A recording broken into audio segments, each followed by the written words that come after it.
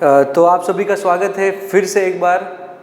तो हमारे acid base and salts का ये सेकंड लेक्चर है। इस लेक्चर में हम लोग देखेंगे एसिड्स की प्रिपरेशन के बारे में कि हमने देखा था कुछ एसिड्स हमें नेचुरली मिलते हैं, कुछ एसिड्स को हमें प्रिपेयर करना पड़ता है। तो प्रिपेयर जो करना पड़ता है तो एक दो मेथड्स, ऐसी तो बहुत सारी मेथड्स हैं उनको प्रिपेयर करने की, बट आपके काम की जो चीज़ें हैं सिर्फ उनके बारे में हम डिस्कस करेंगे। फिर इसके बाद हम इसके इंपॉर्टेंट पार्ट पे आ जाएंगे, that is chemical properties of acids. ठीक है, उसके बारे में पढ़ेंगे। Then will talk about the basis. ठीक है, अब स्टार्ट करते हैं। हम केमिकल प्रॉपर्टीज को पढ़ने से पहले हम कुछ प्रिपरेशंस देख लेते हैं। ये एक दो ही प्रिपरेशन है, बाकी और भी ज़्यादा प्रिपरेशन है, हमारे काम की नहीं है वो। ठीक है, तो देखिए सबसे पहला हम एसिड का जो प्रिपरेशन करते हैं वो होती है डायरेक्ट कॉम्बिनेशन, और इसको कहते हैं सिंथेसिस मेथड। ठीक है, ये सिंथेसिस वर्ड आपको चैप्टर नंबर 1 में भी याद होगा, हमने यूज़ किया था फॉर कॉम्बिनेशन रिएक्शन, याद है? देखिए ये किस टाइप की रिएक्शन है?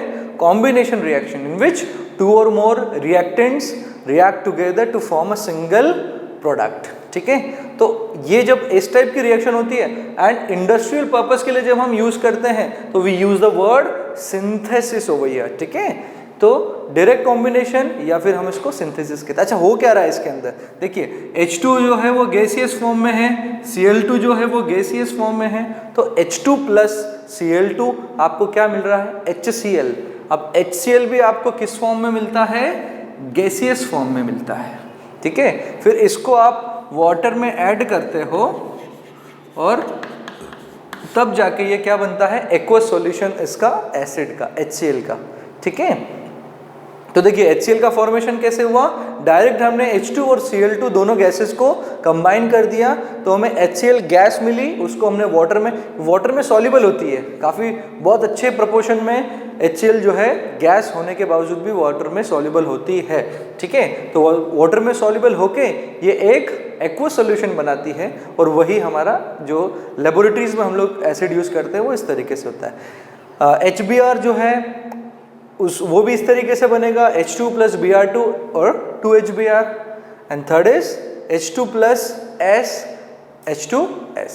ठीक है, तो इस तरीके से आपका पहला मेथड है। इस डायरेक्ट मेथड से हमको ये 3 ही एसिड्स को याद रखना है। ठीक है, HCl, HBr, H2S, इन तीनों को एसिड को हमें डायरेक्ट कॉम्बिनेशन से याद रखना है। ठीक है, तो हमारा सबसे इंपॉर्टेंट एसिड जो था HCl वो हमारा मिल गया यहाँ पे। ठीक है, अब नेक्स्ट मेथड है आपको दिख रही होगी बोर्ड पे, that is non metallic oxide, और उसमें हम ऐड करते हैं वाटर। ठीक है, नॉन मेटेलिक ऑक्साइड में जब वाटर ऐड करते हैं तो बनता है एसिड। अच्छा, इसके बारे में आपने एसिड रेन में भी सुना होगा। एसिड रेन किसके कारण होती है? Oxides of sulphur and nitrogen, SO2 और NO2, समटाइम्स CO2 के साथ भी ऐसा होता है। ठीक है, तो एटमॉस्फेयर में प्रेजेंट CO2, NO2 जब रेन के साथ मिक्स हो जाते हैं तब दे फॉर्म एसिड रेन। तो एसिड रेन में एसिड कहाँ से आया? अब यहाँ से देखोगे तो आपको क्लियरली समझ में आ जाएगा। जैसे CO2, एटमॉस्फेयर में जो CO2 प्रेजेंट होता है उसको H2O के साथ रेन वाटर के साथ जैसे कंबाइन होता है तो इट फॉर्म H2CO3। दो it is a weak acid but at least acid तो है ना। तो देखिए क्या मिला है, थीम क्या है हमारी, इसकी general equation non metallic oxide plus water, क्या फॉर्मेशन हुआ? एसिड का फॉर्मेशन हुआ। तो CO2 प्लस H2O क्या बना? H2CO3। ठीक है, नेक्स्ट SO2 को जब हम H2O में मिलाते हैं तो क्या मिलता है हमको? H2SO3। ठीक है, क्या मिलता है? H2SO3। देखो ऑक्सीजन कितने यहाँ पे? 2 और 1, तो H2SO3, SO3 प्लस H2O। ठीक है, सल्फर डाइऑक्साइड जब वाटर में मिलेगा तो H2SO3, इसको सल्फ्यूरस एसिड कहते हैं, सल्फ्यूरस एसिड। ठीक है, ये हमारा कौन सा हो गया? Carbonic acid.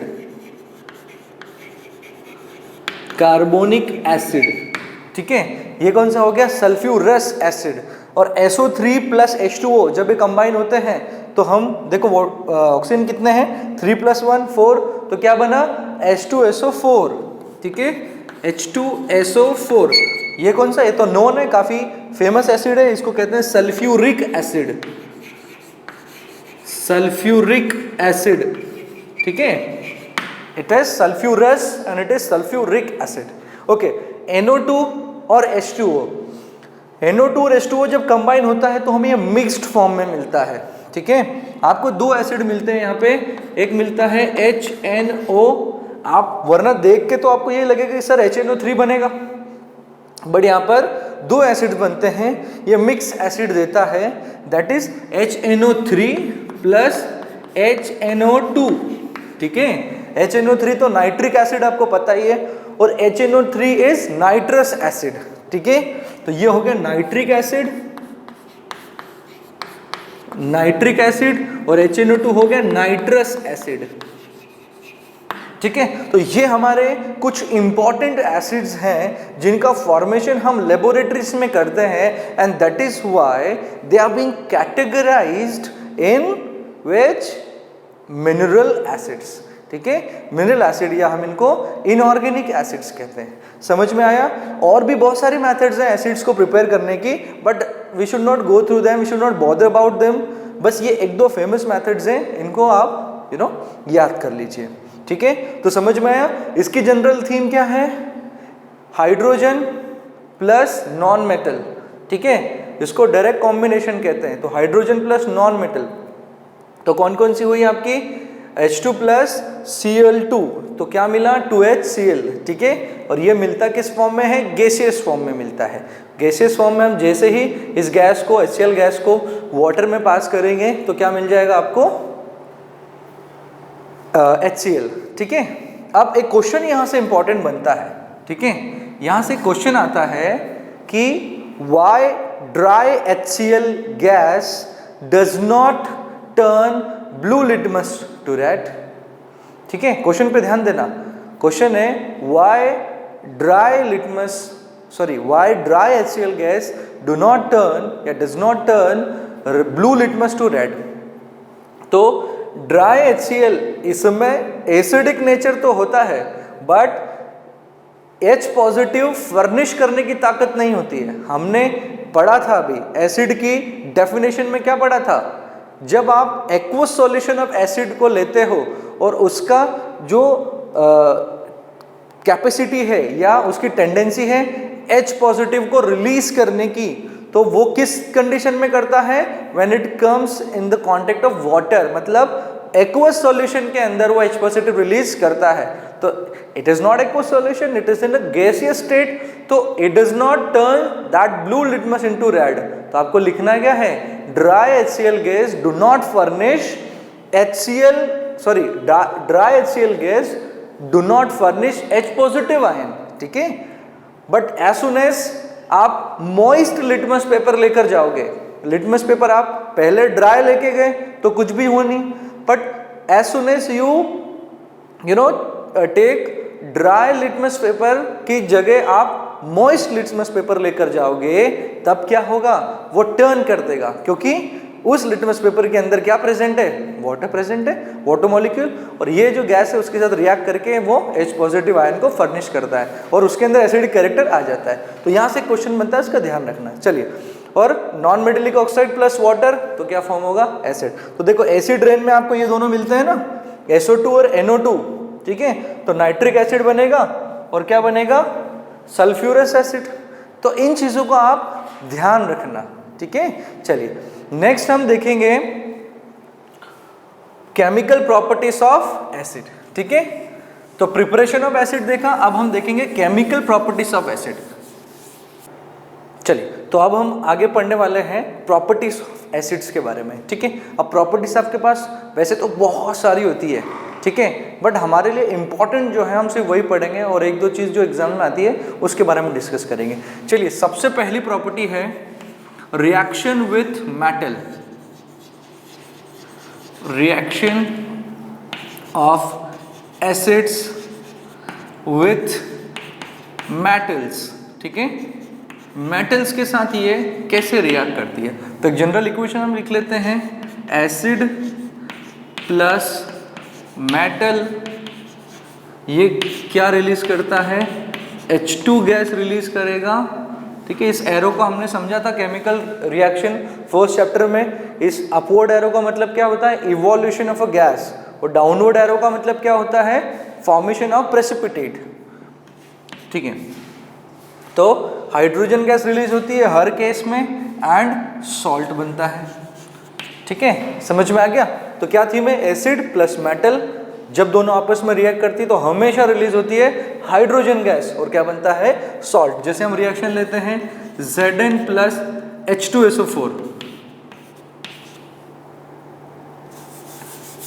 Zn plus H2SO4। ठीक है, तो सबसे पहले तो H2 रिलीज करवा दो, हाइड्रोजन तो रिलीज होगा ही होगा। ठीक है, तो बचा सॉल्ट कौन सा, हाइड्रोजन अगर रिलीज हो गया तो ZnSO4। ठीक है, तो सॉल्ट बन गया आपका ZnSO4। ठीक है, क्लियर है, बैलेंस है क्या, देखो बैलेंस है। सेकंड, अगर आप एल्यूमिनियम की रिएक्शन करा लो HCl के साथ तो क्या बनेगा, AlCl3 plus H2, hydrogen gas release होगी। बैलेंस है क्या, नहीं, तो बैलेंस कर लेते हैं, पहले इसको इवन बना लेते हैं। ये हो गया 2, ठीक है, तो 2 से कितना हो गया, 3 2 जा 6, 6 क्लोरीन है तो 6 यहाँ लगा दो, कितना हो गया, अगर क्लोरीन 6 हो गया बैलेंस है। ठीक है, हाइड्रोजन कितने हो गए 6, तो यहाँ लगा दो 3, 3 2 जा 6, एल्यूमिनियम 2 तो इधर लगा दो 2, हो गया बैलेंस। बैलेंस करते आता है ना, सीख गए ना अब। ठीक है, तो क्या मिला आपको, सॉल्ट, हाइड्रोजन गैस रिलीज मिली। और एग्जांपल देख लो, जैसे आप आयरन का देख लो तो Fe plus HNO3, Fe plus HNO3 देख लो तो क्या मिलेगा आपको, H2 तो रिलीज करवा ही दो पहले। ठीक है, और क्या मिलेगा आपको, FeNO3 ट्वाइस, FeNO3 ट्वाइस, अगर NO3 ट्वाइस है तो यहाँ 2 लगा दो। ठीक है, हो गया बैलेंस। आयरन 1, हाइड्रोजन 2 है यहाँ पे, इधर H2, 2NO3, 2NO3। ठीक है, तो ये सारे रिएक्शन है किसके साथ। अब ये जो रिएक्शन है इस पे थोड़ा प्रश्न चिन्ह उठेगा, क्या ये रिएक्शन होगी कि नहीं होगी, क्या H2 निकलेगा कि नहीं निकलेगा, इसके बारे में हम अभी डिस्कस करते हैं। ठीक है, तो बाकी सारे जितनी भी रिएक्शन है उसमें आपको मिलेगा, सिर्फ HNO3 को छोड़ के। ठीक है, HNO3 हाइड्रोजन गैस को रिलीज नहीं करता है। ठीक है, क्यों नहीं करता है उसके बारे में हम अभी डिस्कस करते हैं। बाकी सारे जनरल रिएक्शन क्या है, हमेशा एसिड जो है मेटल के साथ रिएक्ट करके हाइड्रोजन गैस और सॉल्ट बनाता है। हाइड्रोजन गैस को टेस्ट करने के लिए एक मेथड होती है, वो मैंने फर्स्ट चैप्टर में भी डिस्कस की थी। अभी और समझ लो कि अगर हाइड्रोजन गैस प्रोड्यूस हुई है आपकी और उसको आप किसी सोप सॉल्यूशन में पास करते हो, आप उसको किसी सोप सॉल्यूशन में पास करते हो, सपोज ये हाइड्रोजन गैस आपकी रिलीज हुई है। ठीक है, इसको आप किसी सोप सॉल्यूशन में पास करोगे तो क्या निकलेंगे, उसके बबल्स निकलेंगे, बबल्स निकलेंगे। और ये बबल्स किसके होंगे, ऑब्वियसली हाइड्रोजन गैस के। जब आप बर्निंग कैंडल लेकर जाते हो इसके पास में, ठीक है, जब आप बर्निंग कैंडल लेके जाते हो इसके पास में तो ये पॉप साउंड के साथ और बर्न होना चालू कर देता है। तो H2 का ध्यान रखना किससे रिलेशन है, पॉप साउंड के साथ। ठीक है, ये टेस्ट आते हैं, अभी जितनी भी गैसेस रिलीज होगी उन गैसेस के मैं टेस्ट बताऊंगा। ठीक है, उन टेस्ट को आपको बिल्कुल ध्यान रखना है, याद रखना है कि how do we test in laboratories की ये हाइड्रोजन गैस, क्योंकि गैस इवॉल्व होती है तो यू डज नॉट नो ना कि यू डू नॉट नो कि विच गैस इज देयर, तो हर गैस का एक टेस्ट होता है, मतलब जो जितनी भी फेमस गैसेस हैं उनका तो है ही है। ठीक है, तो उसके बारे में हम डिस्कस करेंगे। चलिए अब हम आते हैं HNO3 के साथ ये रिएक्शन होगी या नहीं, तो ये रिएक्शन HNO3 के साथ नहीं होगी।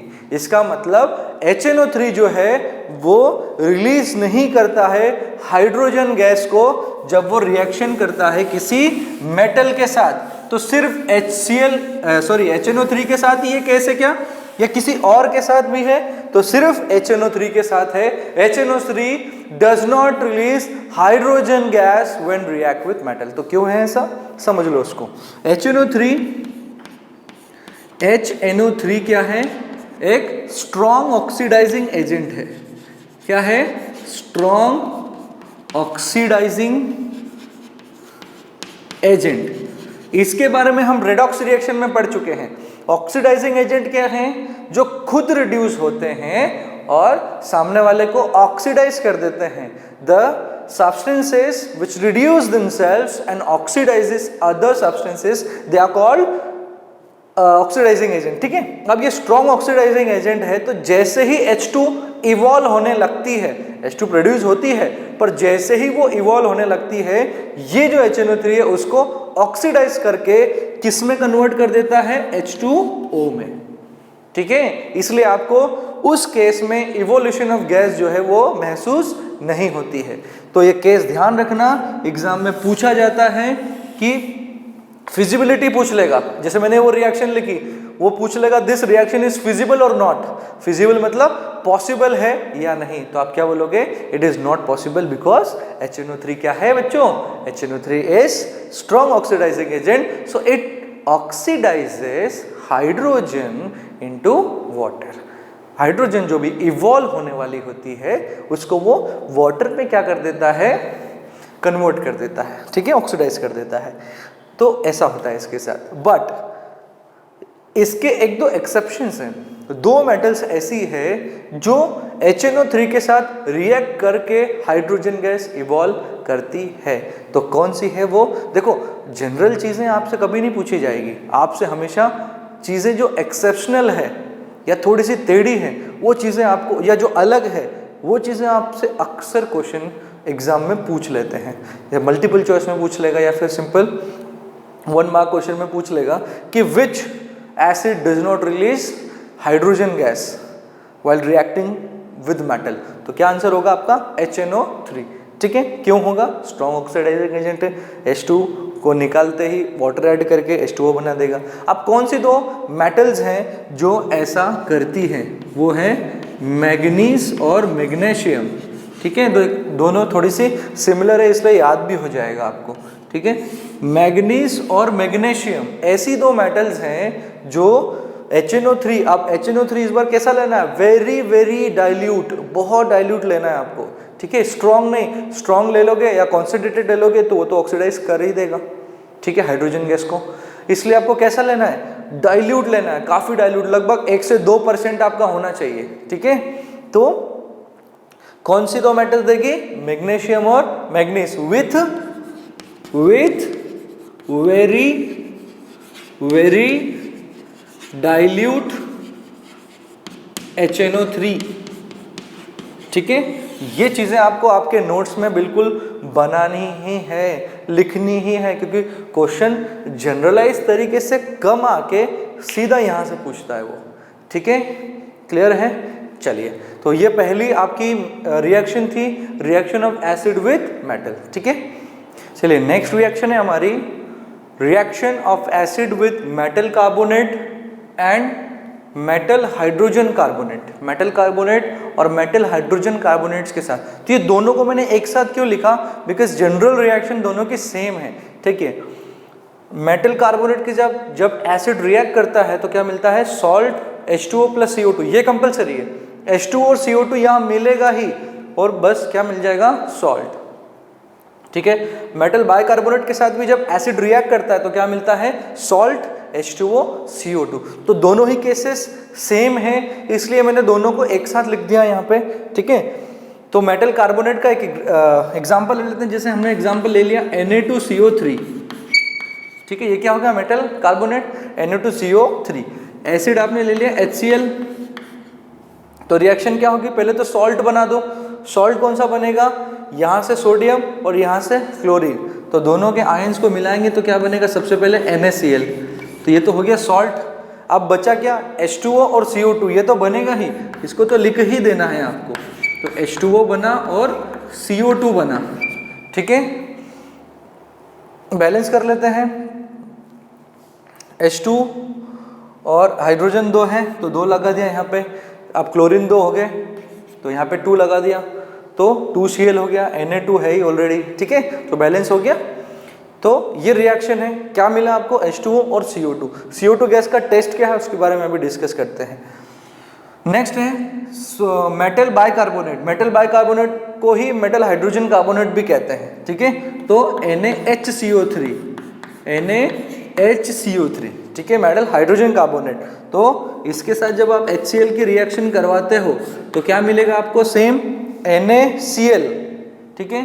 तो क्या मिला, NaCl प्लस क्या मिल गया, H2O और CO2 तो मिलना ही है, H2O प्लस CO2, ठीक है। बैलेंस कर लेते हैं तो सोडियम 1 1, क्लोरीन, हाइड्रोजन 2 1 1 2, तो बैलेंस है, ठीक है। इस तरीके से रिएक्शन हुई आपकी, दोनों ही केसेस में क्या बने, सॉल्ट, वाटर एंड CO2। तो वाटर और CO2 तो निकलता ही है। अच्छा, यहाँ पर क्या है, HNO3 भी रिएक्शन देता है, यहाँ पे हाइड्रोजन गैस का कोई सवाल ही नहीं है, ठीक है। तो यहाँ पे HNO3 भी रिएक्शन देता है, जैसे हमने एक एग्जाम्पल ले लिया FeCO3, ठीक है। FeCO3 का एग्जाम्पल ले लें हम, तो इसको HNO3 के साथ अगर रिएक्ट करवा दें, ठीक है, तो क्या मिलेगा आपको, सॉल्ट, सॉल्ट कौन सा मिला, FeNO3 ट्वाइस, ठीक है, FeNO3 ट्वाइस, ये तो हो गया सॉल्ट आपका, और H2O और CO2 रिलीज हो जाएंगे। यहाँ लगा दो H2O, यहाँ लगा दो CO2, ठीक है, CO2 रिलीज हो गया। बैलेंस कर लो इसको, ट्वाइस NO3 है तो ट्वाइस इधर लगा दो, इधर हाइड्रोजन 2 है, हाइड्रोजन 2 इधर भी है, NO3 ट्वाइस है, NO3 ट्वाइस हो गया, H2O और CO2, ठीक है, बैलेंस हो गया। तो इस तरीके से रिएक्शंस आपकी होती है, ठीक है। तो इंपॉर्टेंट क्या है यहाँ पे, क्वेश्चन कैसे बनेगा, आपको क्वेश्चन थीम ये रिएक्शन लिखने को नहीं आएगी। ऐसे नहीं पूछा जाएगा कि मेटल कार्बोनेट जब एसिड के साथ रिएक्शन करता है तो रिएक्शन कैसे होती है, क्या है, इस टाइप का क्वेश्चन नहीं आएगा। आपको क्वेश्चन कुछ इस तरीके से आएगा कि आपको टेस्ट ट्यूब में उसने 3 चीज़ें दे दी है, सपोज आपको 3 टेस्ट ट्यूब्स दे दी है उसने, ठीक है। अब वो पूछ रहा है कि हमने क्या किया, इन 3 टेस्ट ट्यूब्स में 3 केमिकल डाल दिए हैं, एक में डाल दिया हमने Na2CO3, एक में डाल दिया है NaCl, ठीक है, और तीसरे में डाल दिया है HCl, ठीक है, तीसरे में डाल दिया HCl। ये 3 टेस्ट ट्यूब है आपकी, ठीक है, Na2CO3, NaCl, HCl, ठीक है। अब आपसे बोला जा रहा है कि हम तीनों में क्या डाल रहे हैं, एसिटिक एसिड, तीनों में हम डाल रहे हैं एसिटिक एसिड। तो आपसे क्वेश्चन पूछ रहा है वो कि विच ऑफ द फॉलोइंग, या which test tube A, B और C, A, B और C, which test tube will give brisk effervescence, ठीक है, या फिर which test tube will give vigorously evolution of gas. तो विगरसली इवोल्यूशन कौन करता है, CO2 के साथ। आपने ये आपको जानना जरूरी है कि CO2 ब्रिस्क एफरवेसेंस के साथ आता है, कि झाग के साथ आता है। जैसे आपको ये मालूम होगा कि आपकी जो कोल्ड ड्रिंक होती है, सॉफ्ट ड्रिंक्स जो होती है, उनमें कंप्रेस्ड CO2 भरी हुई होती है। When you shake them and you open the tub, तो क्या निकलती है उसमें से, प्रेशराइज तरीके से गैस निकलती है बाहर। जैसे उसका आप टॉप या ढक्कन रिमूव करते हो तो प्रेशराइज तरीके से झाग के साथ निकलती है, that is called brisk effervescence. तो जब भी CO2 का इवोल्यूशन होता है वो कुछ इस तरीके से निकलती है। तो आपको इन तीनों में से कहां पे ब्रिस्क एफरवेसेंस दिखेगी, तो तीनों में ये ध्यान रखना है CO2 रिलीज कहां होगी। ब्रिस्क एफरवेसेंस वर्ड को सीधा कनेक्ट करना है आपको, इवोल्यूशन ऑफ CO2। तो CO2 किधर निकलेगी तीनों में से, जब आप एसिड डालोगे तब। अब एसिड को एसिड में डाला तो रिएक्शन होगी क्या, नहीं होगी, ठीक है। एसिड को NaCl में डाला तब रिएक्शन होगी क्या, नहीं होगी, ठीक है, होगी पर Cl2 रिलीज होगी, तो ब्रिस्क एफरवेसेंस तो रिलीज होगी ही नहीं। अब एसिड को जैसे ही आप Na2CO3 में डालोगे, ठीक है, तो एसिड और ये क्या है, मेटल कार्बोनेट, तो रिएक्शन देखो, मेटल कार्बोनेट प्लस एसिड क्या मिलेगा आपको, CO2। तो आपका आंसर क्या होगा, A, ठीक है। अब लॉजिक यहां आपकी हेल्प किया, समझ में आया। Knowledge and application of knowledge both are different things, ठीक है। You should have to learn how to apply this knowledge. मतलब चीजें आपको कनेक्शन देगी, आपको कभी भी क्वेश्चन सीधा नहीं पूछा जाएगा, आपको चीजें पूछी जाएगी जो कि कनेक्शन पैदा करेगी, आपको वो लिंक देंगे। आपको उन्होंने हिंट दे दी कि एसिड डाल रहे हैं और CO2 निकालना है, तो किसके साथ रिएक्शन में करवा दूं कि CO2 निकले, तो तीनों में से Na2CO3 में से CO2 निकलेगी और हमारा आंसर हो जाएगा A। तो समझ में आया, ये थी रिएक्शन किसके साथ, reaction of acid with metal carbonate and metal hydrogen carbonate. ठीक है, ओके। तो CO2 रिलीज हो गई, हमने रिएक्शन में देखा था कि CO2 गैस का एवोल्यूशन होता है। ठीक है, अब उसका टेस्ट हम समझ लेते हैं। जैसे हमने हाइड्रोजन का टेस्ट समझा, हाइड्रोजन जब इवोल्यूट होती है, हम उसको जब सोप सॉल्यूशन में पास करते हैं तो पॉप साउंड के साथ उसका कनेक्शन दिमाग में याद रखना है। अब CO2 के साथ क्या है, CO2 क्या करती है, रिएक्शन देखो, टेस्ट क्या है उसका, CO2 turns lime water to milky, lime water को वो मिल्की बना देता है। लाइम वाटर, हमने लाइम के तीनों कॉमन नेम पढ़े हैं। ठीक है, क्या क्या है, lime water, limestone and quick lime. ठीक है, तीनों आपको याद होना चाहिए क्या क्या होते हैं। तो CO2 turns lime water to milky. ठीक है, उसमें मिल्कीनेस आ जाती है लाइम वाटर में। कैसे आती है वो रिएक्शन हम देखेंगे। सेकंड टेस्ट क्या है, फिजिकल टेस्ट, हम उसको देख के कैसे पता लगाते हैं, तो CO2 evolute with brisk effervescence. Brisk effervescence क्या है बच्चों, ब्रिस्क एफरवेसेंस के बारे में अभी हमने थोड़ा डिस्कस किया था ना, कि जैसे हम सॉफ्ट ड्रिंक या ये कोक वगैरह जब हम लोग पीते हैं या फिर हमको उसको जैसे शेक करते हैं और उसका ढक्कन निकालते हैं तो प्रेशराइज तरीके से CO2 बाहर निकलती है, वही ब्रिस्क एफरवेसेंस है। अब रिएक्शन पे अगर हम ध्यान दें कि रिएक्शन क्या होती है, ये रिएक्शन कभी कभी पूछी जाती है कि explain why CO2 turns lime water to milky. ठीक है, तो आपको जवाब में रिएक्शन भी लिखना है, सपोर्ट में हमेशा एग्जाम्पल के साथ कभी कभी रिएक्शन लिखना बहुत ज़रूरी होता है। जैसे बायो में आप आंसर को सपोर्ट करने के लिए एक डायग्राम बना देते हो। ठीक है, तो डायग्राम बनाना वो आपकी कंफर्मेशन हो जाती है कि आप बहुत अच्छे नंबर लेने वाले हो। वैसे ही केमिस्ट्री में क्या होता है, आपको रिएक्शन लिखना होती है टू सपोर्ट योर आंसर।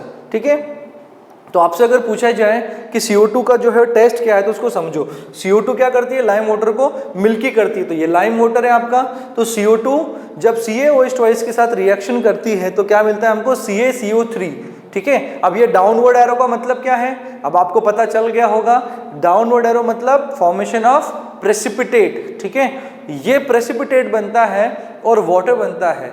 तो ये जो प्रेसिपिटेट होता है, ये इसकी वजह से लाइम वाटर पूरा मिल्की जैसा दिखता है, मिल्क जैसा पूरा वाइट हो जाता है। ठीक है, सॉल्यूशन आप जब टेस्ट ट्यूब में देखोगे तो टेस्ट ट्यूब पूरी वाइट हो जाएगी, it appears like a milk. इसीलिए हम उसको क्या कहते हैं, lime water to milky. Clear है क्या? तो ये टेस्ट है। अच्छा, हमने CO2 पास की, अब हम CO2 पास करते रहे, we kept on passing CO2, मतलब जब एक्सेस CO2 हम पास करते हैं तब क्या होता है।